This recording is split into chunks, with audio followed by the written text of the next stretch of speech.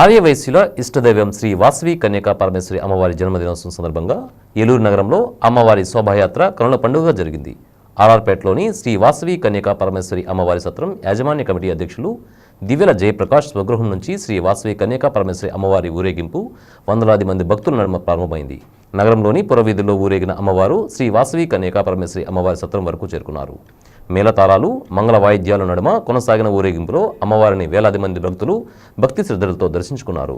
ఈ కార్యక్రమాన్ని శ్రీ వాసవి మాత అమ్మవారి సత్రం యాజమాన్య కమిటీ కార్యదర్శి ఓరా రామకృష్ణ, కోశాధికారి దేశు నరసింహారావు, మాజీ అధ్యక్షులు గుర్రం సత్యనారాయణ, మాజీ కార్యదర్శి వేమ కోటేశ్వరరావు, మాజీ కోశాధికారి కూరపాటి నాగేశ్వరరావు, ఆర్యవైశ్య ప్రముఖులు మద్దుల సత్యకుమార్, మోతే చలపతిరావు, బొలిశెట్టి సురేష్ కుమార్, పచ్చిపులుసు సృజన్, మాటూరి మధు, చలువాది శివకృష్ణ బ్రహ్మయ్య, మద్దుల పవన్ కుమార్, నున్నా శ్రీను తదితరులు పర్యవేక్షించారు.